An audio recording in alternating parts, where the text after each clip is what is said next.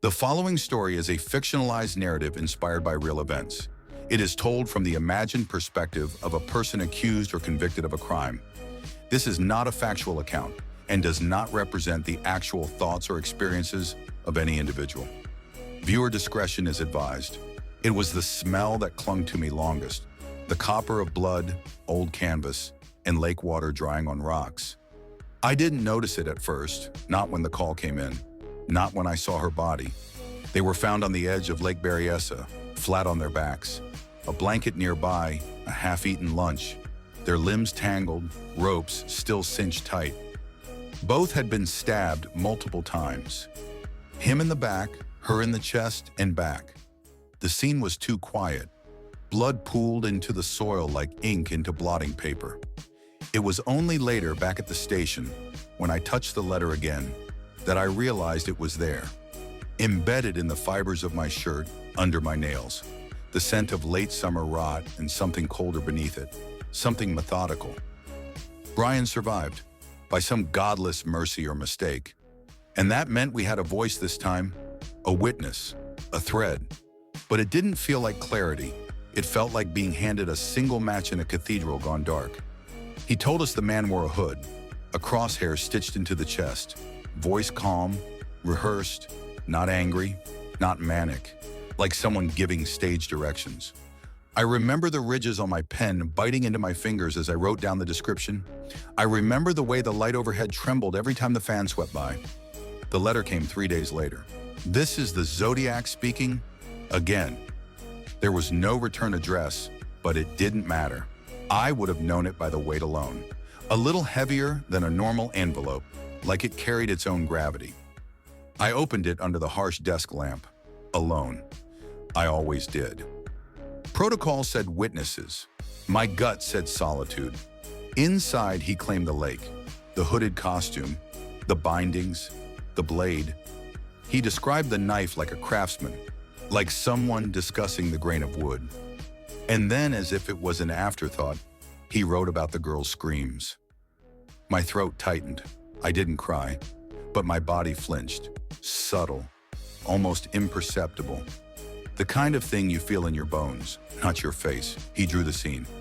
Literally, a map, a diagram of the lake, a circle where they lay, his symbol, that damned insignia stamped like a brand. What haunts me still is how careful he was. The drawing was clean, measured, done with a ruler maybe, as if the act required documentation, as if he needed to archive himself. I kept the letter under lock, but sometimes I opened the drawer and just looked at it, like it might breathe, like it might speak again. The press ran wild. We tried to control the leaks. Too many voices, too many versions, and beneath it all, the stillness of his. He wasn't rushing, he wasn't spiraling, he was watching. I started walking home after shifts, 4 miles. Didn't matter if it rained or if my knees ached. I needed to feel the night on my skin, the way it changed around corners. Every shadow started to resemble a man, every mailbox a mask. And yet I wanted that, to know how it felt to scan the dark for movement, to be hunted, even just in theory. That way, maybe I could find the shape of his thoughts. Maybe I could hear the silence he listened to. My wife said I stopped speaking in full sentences, that I stared too long at nothing. I stopped sleeping in our bed. The hum of the fridge became unbearable. I heard Morse in its rhythm. We set up a task force. We moved resources. But still, the letters kept coming. He said he'd plant a bomb in a school bus, described how the metal would split, how children would scatter. Not in rage, again, never that, but with a kind of clinical precision, a scientist, a student of destruction. The cipher from before still sat unsolved in my drawer.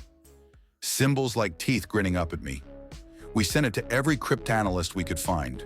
People sent in theories. One man claimed it was a recipe, another a prophecy. I started to believe we'd never crack it because it wasn't meant to be cracked.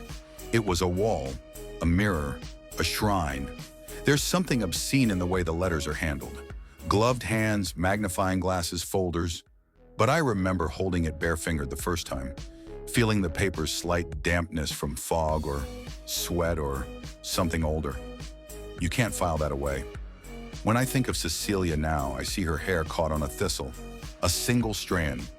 I see a shoe overturned in the grass, a bottle of orange soda sweating in the sun. Ordinary things, things that should have stayed untouched. He calls himself Zodiac, as if time bends around him, as if we're all just ticking in his orbit. But clocks break, and he will too. Even if I don't see it, even if he vanishes like smoke over that lake, I still hear the sound of the ants, still feel the wind, brittle as ever, looking for a name.